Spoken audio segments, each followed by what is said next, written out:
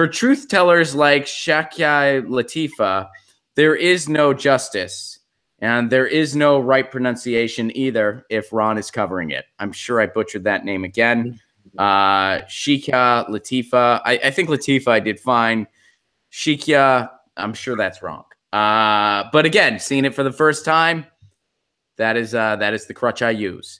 Latika Al-Maktoum, I feel like people do this just to mess with me. Hope the public would never have to see the 40-minute video she created before her attempted escape from Dubai, which was only to be published in the event of the disaster.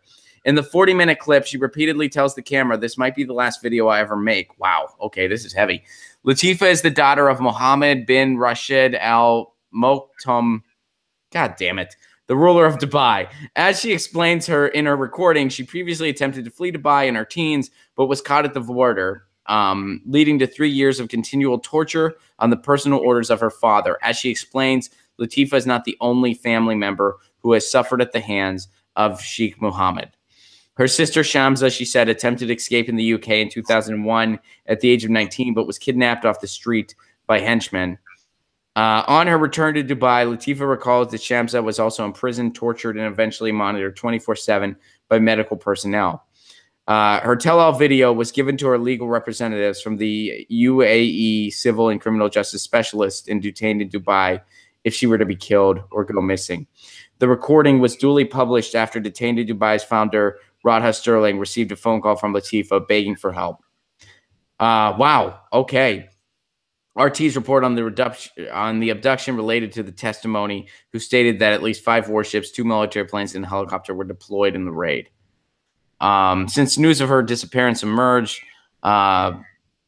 people have been calling for her safety. Wow, this is a heavy piece. I personally am not totally fluent in this conflict to have a lot to say about it.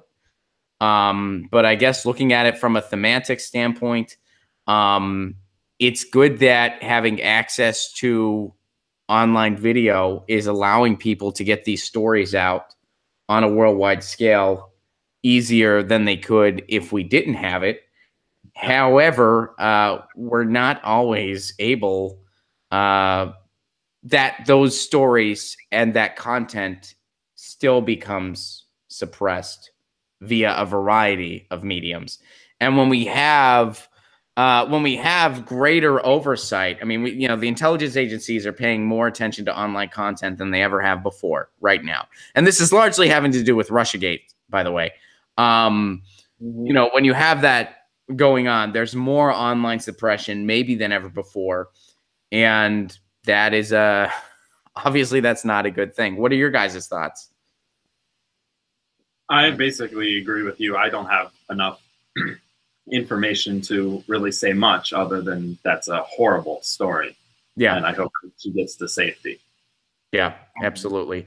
Yeah. And this is that's part of the fun of Get Your News On with Ron. We never know what we're going to get. Hey guys, thanks for watching. That was a clip from Get Your News On with Ron, the world's first viewer-curated streaming news show. What does that mean? That means I log on to a stream and people tweet me articles over on Twitter at Ron Placone, or they use our Reddit subsection, which is just Get Your News On with Ron over on Reddit.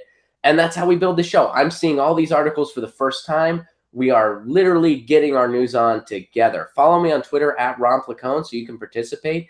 And this show streams live every Tuesday through Friday at 10 a.m. Pacific Standard Time. So please do tune in.